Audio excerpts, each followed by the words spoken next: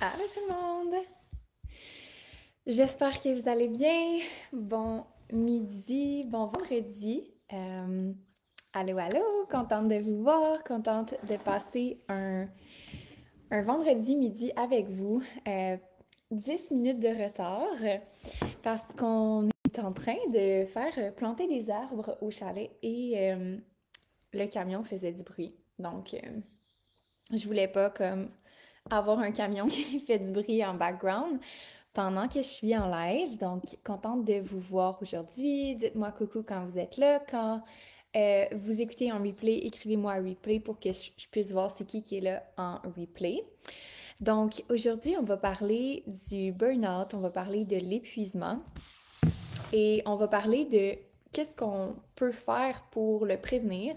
Je préfère faire un disclaimer, je suis pas psychologue, je suis pas non plus une professionnelle de la santé, donc je veux absolument pas donner de diagnostic ou je veux absolument pas dire quoi que ce soit par rapport à l'épuisement puis au burn-out qui sont vraiment pas des diagnostics des DSM, je crois, mais qui sont vraiment comme des conditions de santé mentale que je veux pas m'avancer là-dessus. Par contre, je sais qu'en affaires, c'est juste une réalité. Il y a beaucoup de gens en affaires qui vivent de l'épuisement par plusieurs facteurs. Puis je veux en parler parce que moi-même, j'ai vécu ces périodes-là dans ma business. Puis je sais c'est quoi, puis je sais que c'est important qu'on en parle. Donc, c'est pour ça que je voulais qu'on en parle aujourd'hui. Puis avoir une conversation vraiment ouverte sur ce sujet-là. Et j'espère que ça va être quelque chose qui va vous aider à soit prévenir, dans un sens, parce qu'il y a des choses qu'on peut faire pour prévenir, ou vous rendre compte si vous êtes dans cette situation-là, puis faire comme, OK, wow, un instant. Qu'est-ce que je dois faire pour ne pas empirer la situation ou qu'est-ce que je peux faire pour aller chercher de l'aide? Fait que c'est ça mon souhait aujourd'hui.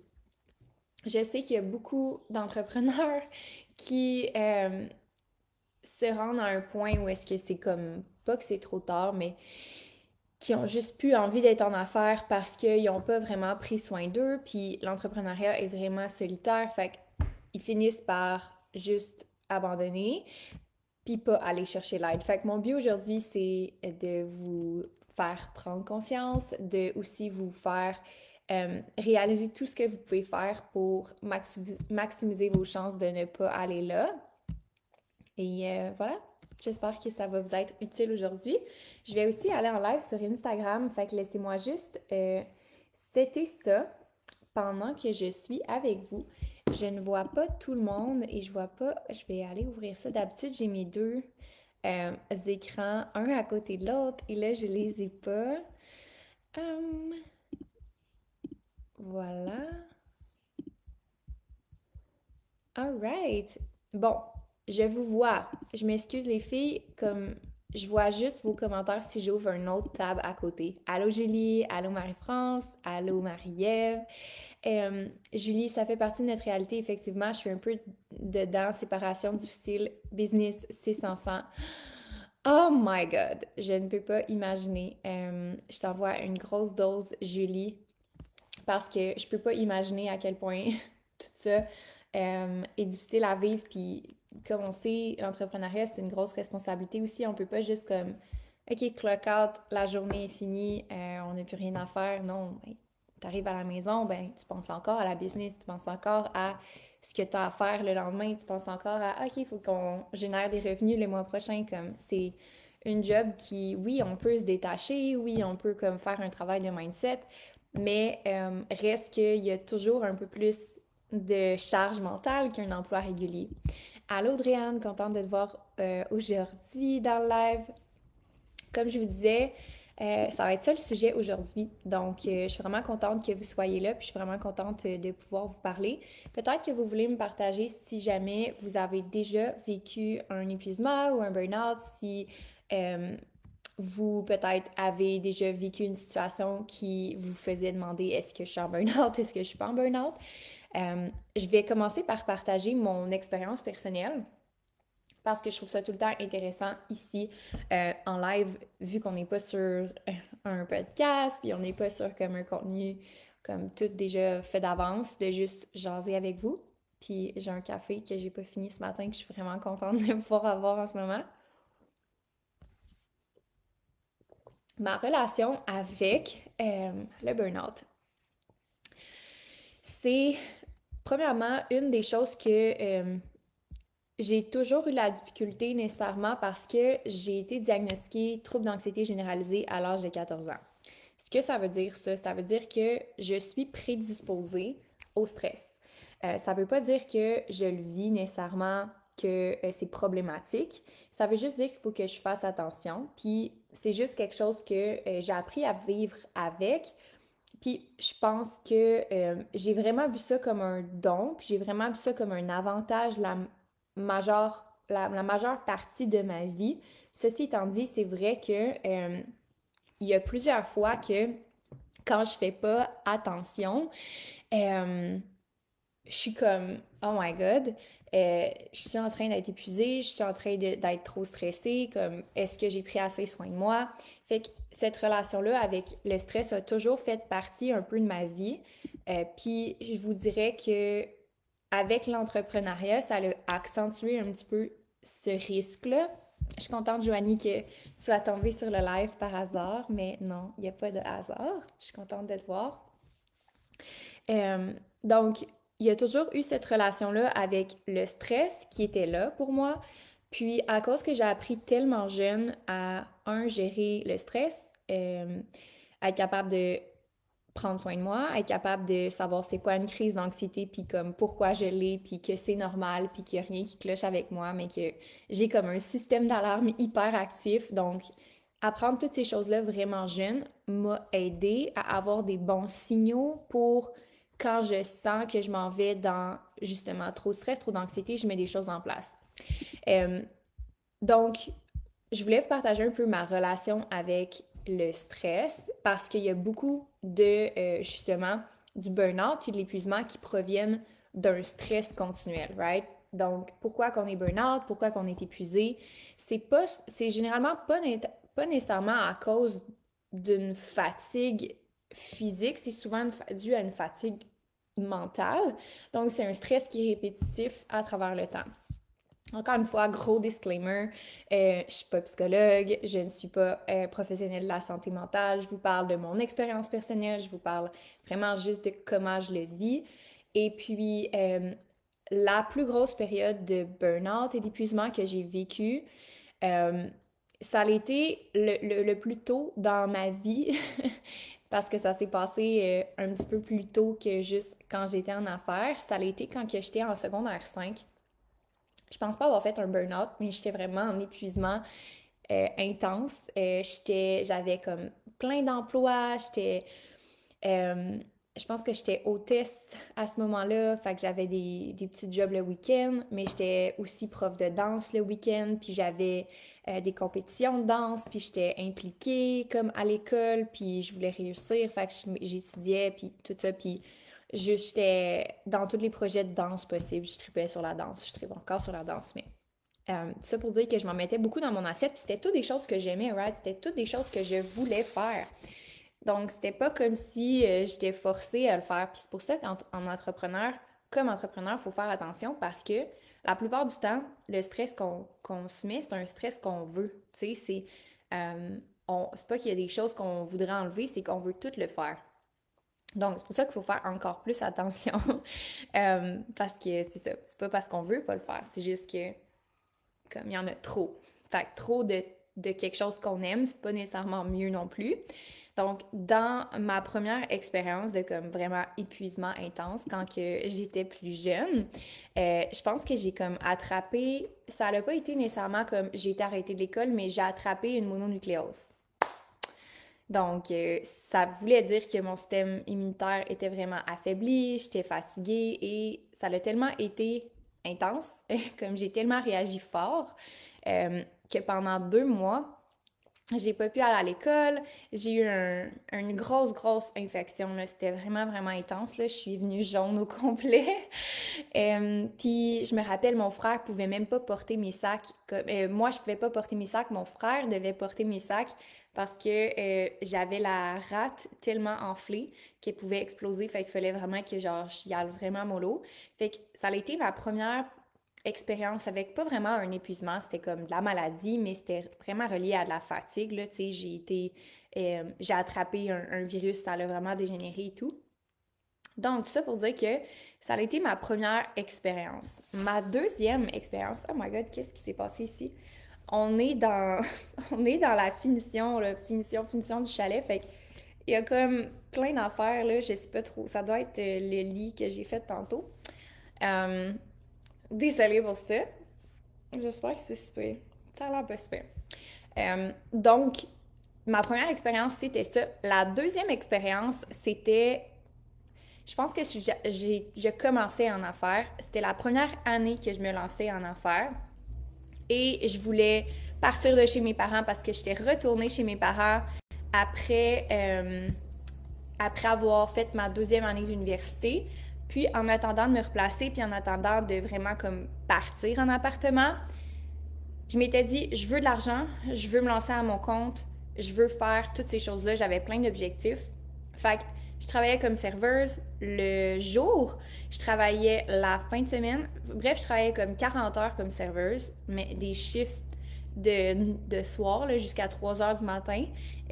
Puis je me réveillais le matin, puis là, je commençais à travailler à comme... Qu'est-ce que... Je pense que mon réveil était à comme 9 heures. Je me réveillais, là, je travaillais, puis là, après ça, j'allais au gym, puis après ça, je recommençais à travailler comme serveuse. Ça avait aucun bon sens. Je devais dormir 4 heures par nuit max, pendant comme une longue période de temps, pendant comme quasiment un été complet. Fait que, et évidemment, je voulais tout ça. C'était pas que je voulais pas tout ça. J'étais comme, je veux partir de chez mes parents. Je sortais de l'école, j'avais, tu sais, pas beaucoup d'argent.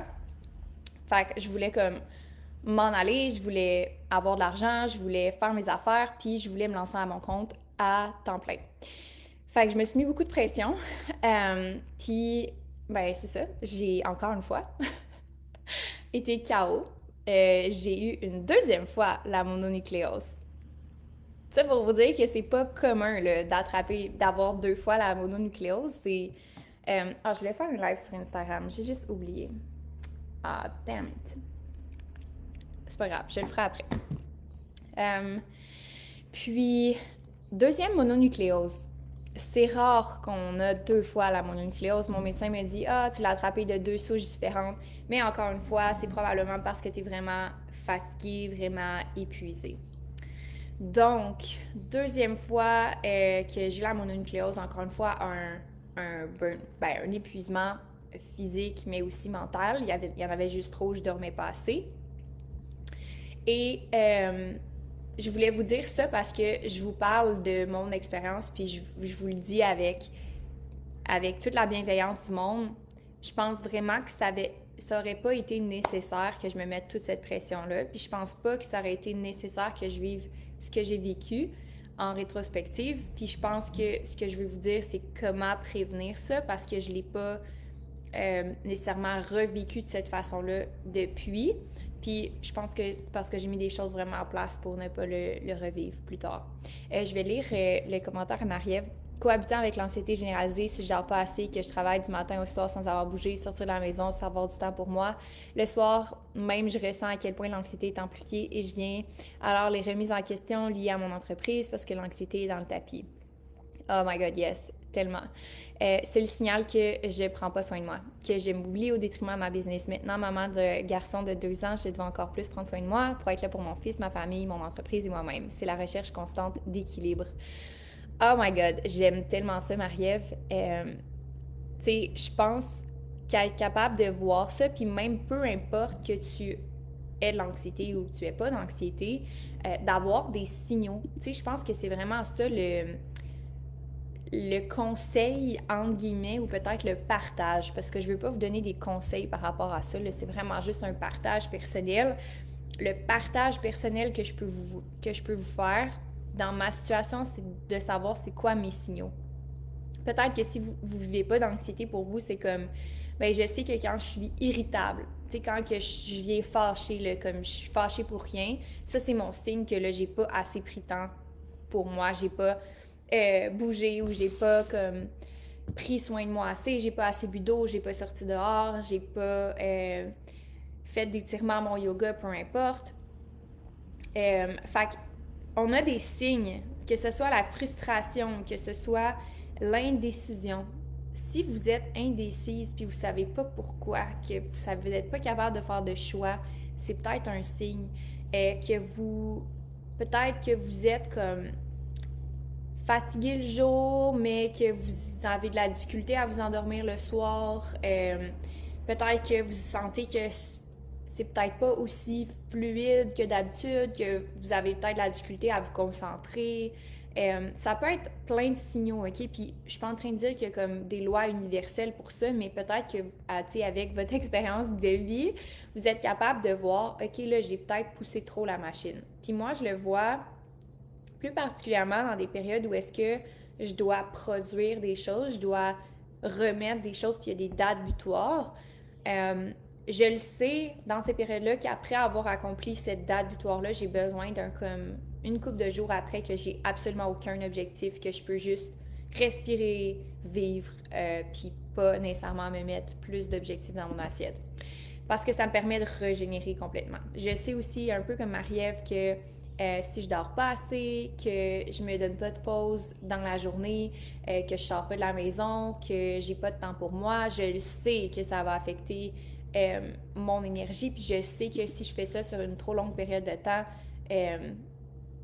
soit que je vais être vraiment fatiguée, soit que je vais pas me sentir moi-même. Comme je vais pas sentir que je suis comme la meilleure coach, la meilleure présidente, la meilleure blonde, la meilleure amie, la meilleure, tu sais, comme la version de moi que je veux être.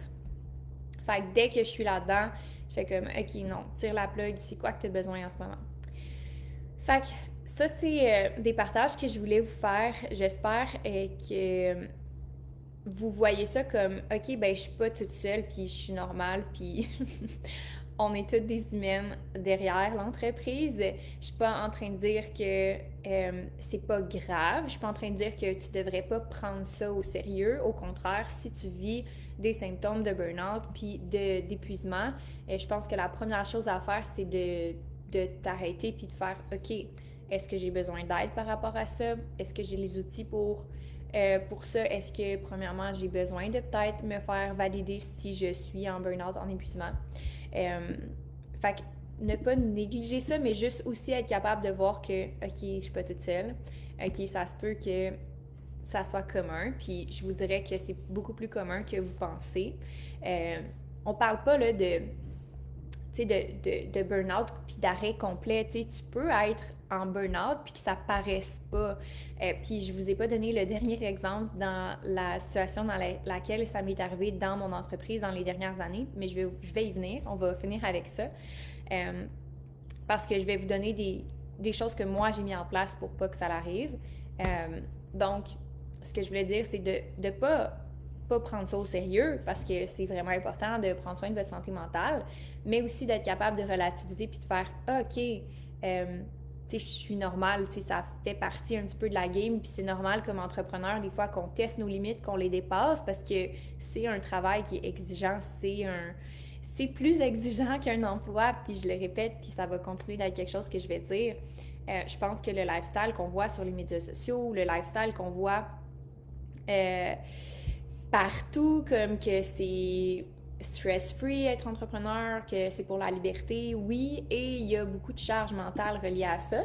Puis je pense qu'on peut arriver à le gérer, puis je pense qu'on peut définitivement passer par-dessus les pièges de comme travailler tout le temps, puis on peut passer par-dessus les pièges de tout le temps penser à la business, puis on peut passer par-dessus ces choses-là, sauf que c'est pas aussi romantisé que sur les médias sociaux. Puis c'est correct, OK, puis mettons ça, c'est mon opinion personnelle, je vais pas dire que c'est un conseil, mais c'est correct de tester tes limites comme entrepreneur, puis de après ça faire comme OK, non, là je l'ai dépassé, je vais remettre routine en place où je vais remettre certaines choses en place pour être capable de protéger mon énergie. Mais c'est correct là, de sortir de ta zone de confort, c'est correct de pousser un petit peu la machine pendant une semaine, puis faire un lancement, puis atteindre des objectifs qui sont comme ambitieux. Là. Je veux vraiment t'encourager dans cette direction-là. Fait que, encore une fois, tout le temps, mets le chapeau si le chapeau te fait. Si tu ressens pas ça en ce moment, c'est pas nécessaire pour toi. Puis si tu ressens que c'est une saison de ta business que tu as de l'énergie, que tu es toute là, que tu n'as pas du tout l'impression que tu n'as pas d'énergie, go all in. Puis tu vas finir par peut-être avoir des signes que c'est le temps de ralentir. C'est plus de savoir les écouter quand ça arrive. Joanie, vivre en mode automate. Oui, des fois, c'est ça qui fait qu'on vient au burn-out, c'est qu'on ne prend pas le temps justement de s'arrêter puis de faire « OK, wow, qu'est-ce que je peux mettre en place en ce moment? Qu'est-ce que je peux faire pour ralentir? Qu'est-ce que je peux faire pour prendre soin de moi? » Puis c'est ce qui fait que là, ben, on continue sans s'arrêter, sans se poser la question. Puis là, ben, on arrive à un point où est-ce que c'est plus difficile de remonter la pente. Pour moi aussi, c'est un signe que je me rapproche d'un épuisement. Ah, je comprends qu'est-ce que tu veux dire, comme d'être tout le temps, comme faire toujours la même chose, puis juste de pas être capable de s'arrêter, puis juste, je me réveille le matin, je fais ça, puis juste go, go, go, go, go, j'en mets plus sur ma to-do list, puis si j'ai rien sur ma to-do list, j'en ajoute, puis être plus en mode robot, c'est un signe que tu dois t'arrêter. J'aime vraiment que tu aies ce signe-là parce que je pense que ça va parler à beaucoup de gens de trouver aussi peut-être eux leur sweet spot. Je pense que c'est typique quand on tombe en mode fatigue de juste pas avoir à prendre de décision puis avoir de la fatigue décisionnelle de dire ben là je m'assois puis je mets des choses en place, on n'a comme pas l'espace pour ça des fois, fait que c'est comme plus facile de continuer dans la roue, mais c'est ça qui fait qu'on s'épuise encore plus.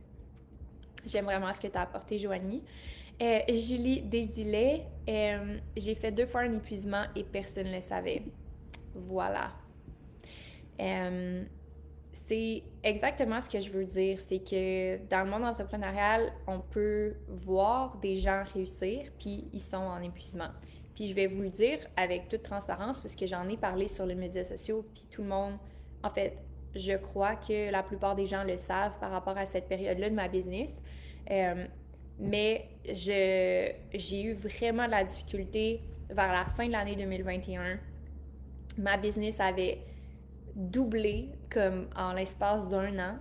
J'avais 2 personnes à temps plein qui étaient là avec moi. J'avais autant de clientes qu'en ce moment, mais c'était la première fois que j'avais autant de clientes en même temps. J'avais 3 programmes, j'avais un nouveau brand qui sortait, j'avais les vidéos YouTube que je faisais, j'avais le podcast, j'avais les contenus médias sociaux, j'avais tellement d'affaires dans mon assiette, puis je regrette absolument rien, comme je suis vraiment, vraiment fière d'avoir accompli ça aussitôt dans ma vie, puis d'avoir eu toute cette expérience-là, puis je sais maintenant comment mettre mes limites, puis comment bien le faire à l'âge de 28 ans, ce que je suis vraiment reconnaissante parce que c'est des acquis qui sont là pour le reste de ma vie. Ceci étant dit, en fin 2021, quand j'ai fait cette croissance-là, j'étais épuisée. Je me rappelle une journée, je me souviens avoir voulu faire des vidéos YouTube toute la journée, puis j'étais justement en mode pilote automatique. Je me suis réveillée tellement fatiguée avec une pile de messages Slack de mon équipe, puis des appels manqués de mon équipe, puis des messages de clientes, puis je me rappelle m'être réveillée puis avoir fait « Oh my God, je peux plus faire ça, je peux plus, genre je suis pas capable de supporter ça. » Puis cette journée-là, mon planning, c'était de faire 3 vidéos YouTube que je planifiais d'avance, puis de les filmer. Et je m'étais pris comme un déjeuner, j'étais allée m'entraîner, puis je traînais mes pieds, puis j'ai pris un café. J'ai installé la caméra. C'était tout ce que j'étais capable de faire. J'ai installé la caméra, j'ai installé la lumière. J'ai pris un 2e café et j'étais tellement fatiguée. Même après mon 2e café, il a fallu que je me couche. J'avais commencé à filmer la première vidéo, mais j'étais pas capable. Puis c'est là que j'ai fait comme, OK, non, ça marche pas. À ce moment-là, je vivais des choses personnellement aussi. Fait que j'ai pas tout dit par rapport à cette situation-là. Puis probablement que si j'avais pas vécu ce que j'ai vécu personnellement sur le côté de ça, j'aurais pas été à cette étape-là, d'être autant épuisée. Mais ça me demandait beaucoup d'énergie mentale, puis ça me stressait énormément. Puis ça avait rapport avec un membre de ma famille. Fait que j'avais vraiment de la difficulté à comme me sortir ça de la tête. Fait que le soir, je pensais à ça, puis j'étais inquiète, puis j'avais de la difficulté à dormir. Puis là, je me réveillais le matin, puis j'avais tout ça à gérer. Fait que là, j'étais en mode go, go, go. J'y pensais pas de la journée, mais là, le soir, ça revenait. Fait que j'avais comme toute cette roue-là qui tournait en même temps que je vivais quelque chose sur le plan personnel. Puis c'est pour ça que je dis que le burn-out, l'épuisement, c'est pas une direction, c'est pas juste dans la business, c'est comme un paquet de circonstances. Fait que, tu sais, quand Julie, tu dis, OK, une séparation, mais ça prend beaucoup d'énergie mentale. Fait qu'on peut pas juste comme mettre des limites dans sa business puis penser qu'on va être immunisé. C'est qu'il faut être à l'écoute de soi dans toutes les sphères de sa vie puis être capable d'ajuster les attentes puis d'ajuster ce qu'on fait pour prendre soin de soi dans toutes les sphères de sa vie. Fait que, bref, c'est les 3 fois que ça m'est arrivé de vraiment sentir comme que j'ai tout donné. Une fois au secondaire, une fois au début, au lancement de mon entreprise, puis quand j'ai doublé le chiffre d'affaires, comme en même pas un an, avec 2 employés, puis tout le côté personnel que je dealais avec. Fait que voilà, j'espère que vous n'allez pas vivre ça. Tu sais, je vous souhaite de ne pas vivre ça, mais en même temps, si vous le vivez, sachez que c'est totalement OK, puis que vous allez être OK, puis qu'aujourd'hui, je suis beaucoup plus résiliente, beaucoup plus forte, mais aussi beaucoup plus outillée pour mettre des choses en place puis prévenir ça. Puis je vais vous partager les choses que j'ai mis en place qui vont peut-être vous aider. Puis encore une fois, c'est un partage purement personnel dans l'espoir que ça puisse vous aider.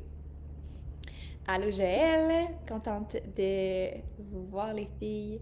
Peut-être que vous pouvez partager les filles vos trucs. J'aimerais ça peut-être les partager à tout le monde. Si jamais il y a des choses que vous faites pour prévenir l'épuisement, que vous faites pour gérer votre stress, qui vous aident. Je pense que ça serait intéressant de partager à tout le monde dans les commentaires. Comme ça, celles qui sont ici en live ou en replay vont pouvoir piger là-dedans puis s'en servir.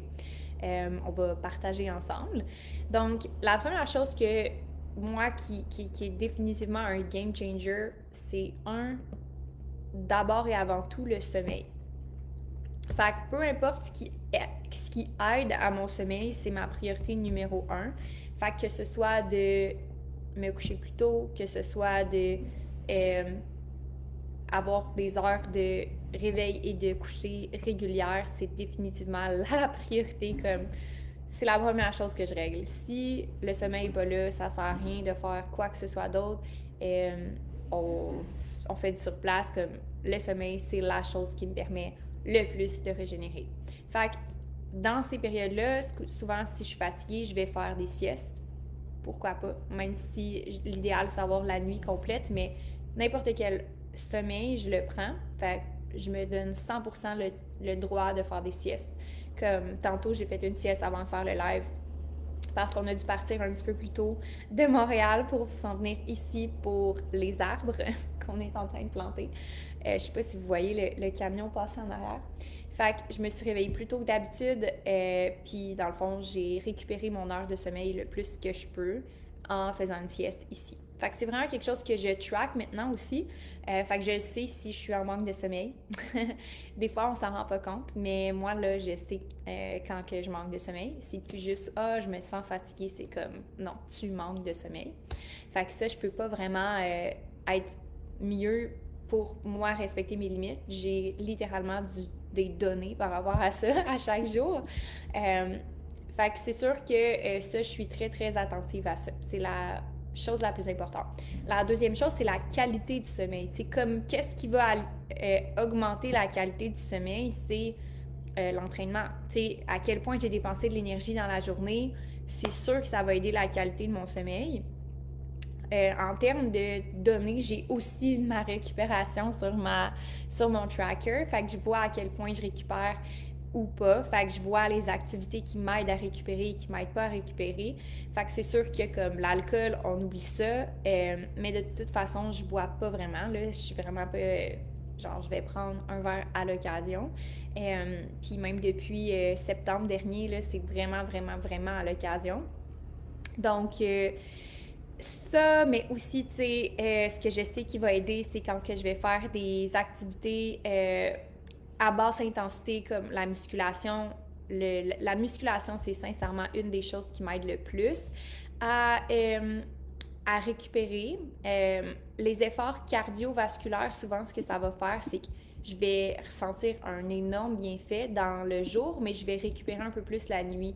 Fait que ma récupération est un petit peu moins bonne à ce moment-là, puis ça stresse un petit peu plus mon corps qu'un entraînement musculaire.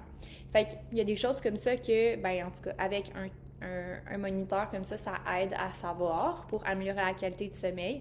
Mais aussi, si je sais que je travaille, comme dès que je travaille tard, dès que je finis plus tard que comme 5 heures, 5h30, 6 heures, je le sais que mon sommeil va être de moins bonne qualité.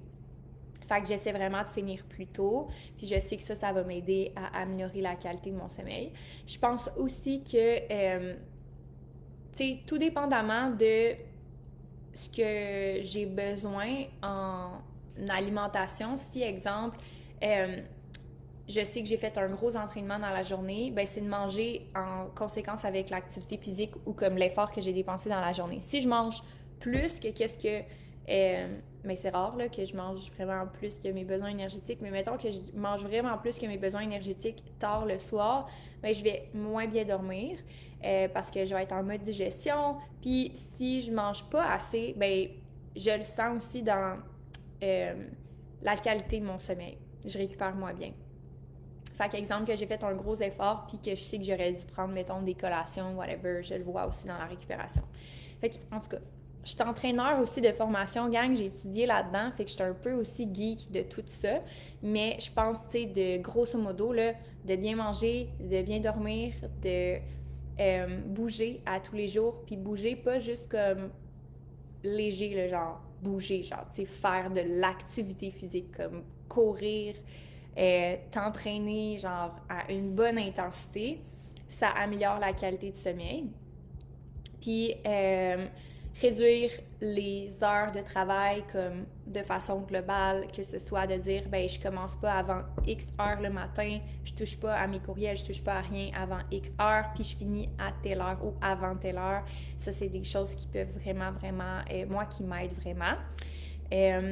Prendre des journées de congé ici et là ou des demi-journées de congé, c'est vraiment aussi quelque chose qui aide en tout cas moi, là, quand que je suis en congé, ma récupération sur mon tracker, il est de bonne humeur. Comme quand je viens dormir ici, là, c'est... Il y a comme moins de travail associé, on sort un petit peu de la maison, fait que mon corps décroche, on dirait, comme je me sens vraiment en vacances.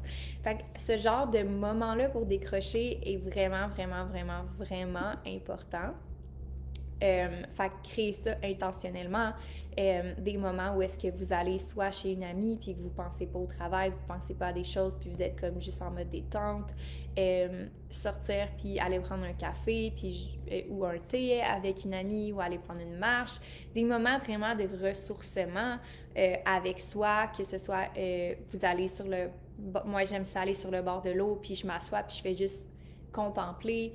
Je suis pas une très grande personne de méditation. Pour vrai, je suis vraiment comme... j'ai déjà aimé la méditation quand je faisais beaucoup de yoga, mais on dirait que ça me stimule pas vraiment. J'aime mieux regarder la nature, puis regarder les arbres, puis regarder les oiseaux, puis faire une marche méditative que de faire de la méditation assise. Comme c'est plus moi, mon style de récupération, mais il y a des personnes qui ne jurent que par la méditation pour les aider à régénérer. Donc, écoutez vraiment ce que vous avez besoin. Maria va donner tellement de conseils, puis Audrey-Anne aussi, fait que je vais vous laisser les lire. je pense vraiment qu'il y a comme tellement de solutions qui sont apportées maintenant, mais overall, prendre soin de soi, c'est comme... Ça revient toujours à ça, là, prendre soin de soi. Et moi, je veux pas être en affaires pour compromettre ce bien-être-là. C'est une de mes valeurs fondamentales, la santé et le bien-être. Donc, je sais que c'est normal, puis je sais que c'est possible que je vive des fois de l'épuisement quand je suis entrepreneur. Et je ne veux pas que ça devienne la norme. Je veux pas que ça devienne comme quelque chose avec laquelle je vis. Puis, tu sais, je suis pas maman encore, donc je sais qu'avec ça, il va sûrement avoir de l'adaptation. Je suis pas non plus, tu sais, comme, je sais pas comment expliquer ça. Je suis pas non plus la personne qui a le plus de, comme, complexité dans ma vie. Je pense que, tu sais, en ce moment, ma relation, elle va très bien avec mon copain. Comme, j'ai pas de membres de ma famille maintenant qui ont quelques problématiques. Fait que, tu sais, je trouve que ma vie personnelle en ce moment est très simple. Puis, il y a plein de facteurs externes qui font que peut-être ça pourrait être moins simple. Fait que j'essaie vraiment de vous dire que j'ai pas absolument pas la réponse à tout ça, mais que je fais vraiment attention à moi parce qu'on sait pas qu'est-ce que la vie nous réserve. T'sais, je pense que d'être capable d'avoir ces réflexes-là maintenant vont faire que vous allez pouvoir, dans peu importe les situations, avoir ces bases-là sur lesquelles vous fiez, puis prendre soin de vous va devenir la priorité numéro 1 tout le temps, peu importe les circonstances. Voilà. Contente d'avoir parlé de ça avec vous aujourd'hui. Cathy nous a partagé une méditation pour la marche méditative. J'aime ça. Je vais faire ça tantôt quand je vais aller dans le bois marcher parce que c'est vraiment ma façon de méditer préférée, c'est de marcher. C'est d'être dans la nature, puis de respirer l'air frais, puis de prendre le temps de regarder autour de moi. Fait que je vais faire ta méditation, Cathy. Si jamais vous voulez l'essayer, gang, Cathy l'a mis dans le chat. Et Cathy fait d'autres méditations aussi. Si vous n'êtes pas nécessairement dans la marche méditative, je pense qu'elle offre des méditations pour le sommeil, pour le stress. Fait que voilà. J'espère que ça vous a aidé, puis je vais quand même mettre des ressources dans les commentaires par rapport au burn-out puis à l'épuisement. Je vous conseille vraiment d'aller chercher de l'aide. Si vous sentez que c'est ça votre problématique aujourd'hui, je suis pas la bonne personne pour vous aider. Je faisais juste parler de mon expérience personnelle, puis de vous aider avec ça, puis de vous donner, vous partager mon expérience personnelle. Fait que je vais vous mettre des ressources dans les commentaires pour celles qui peuvent peut-être vivre ça en ce moment. Mais sinon, pour celles qui étaient là puis qui étaient juste en mode écoute, j'étais contente de vous parler puis de partager avec vous. Et on va se retrouver pour un live la semaine prochaine. Donc, merci d'avoir été là tout le monde. On se retrouve bientôt.